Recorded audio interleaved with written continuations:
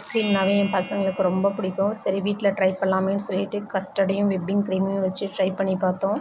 அதுக்கு முதல்ல 1/2 லிட்டர் பால் எடுத்து நல்லா கொதிக்க வச்சுக்கிட்டேன். கொதித்த பாலில் ஒரு 1/2 கப்பு சர்க்கரையும் சேர்த்துக்கிட்டேன். இது ரெண்டும் கொதிக்கும் போது நம்ம 2 ஸ்பூன் கஸ்டர்டை நல்லா பாலில் கலக்கி எடுத்துக்க வேண்டியது தான்.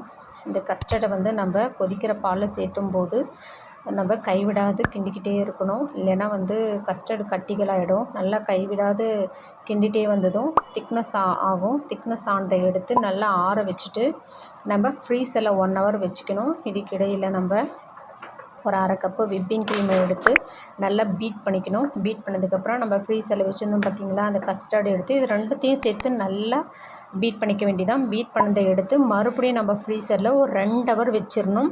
2 ஹவர் வச்சதுக்கப்புறமா மறுபடியும் எடுத்து நல்லா பீட் பண்ணிக்கணும். பீட் பண்ணதுக்கப்புறமா இதில் ஒரு ட்ரேயில் மாற்றிட்டு நம்ம அதுக்கு மேலே ஃப்ரூட்டி போட்டுக்கணும். நம்ம டிசைனுக்கு எது இருந்தாலும் சேர்த்திக்கலாம். இதை அப்படியே நைட்டு உள்ளார வச்சுட்டு காலையிலே எடுத்ததும் சூப்பராக ஐஸ்கிரீம் மாதிரியே இருந்தது. நல்லா ஃப்ரீஸ் ஆகிட்டு இருந்துச்சு. அதை எடுத்து சாப்பிட்டா ரியலான ஐஸ்கிரீம் மாதிரியே தான் இருந்தது. சாப்பிட்டு பார்த்தா அட்டகாசமாக இருந்தது. ஆனால் ஒரே நாளில் என் பையனும் என் பாப்பாவும் முடிச்சிட்டாங்க ஐஸ்கிரீமை. ரியலான ஐஸ்கிரீம் மாதிரி தான்ப்பா இருந்தது. நீங்கள் கண்டிப்பாக இதை நீங்கள் வீட்டில் ட்ரை பண்ணி பார்க்கலாம். அட்டகாசமாக இருந்தது. இதை நாங்கள் முதல்ல ட்ரை பண்ணி பார்த்தோம்.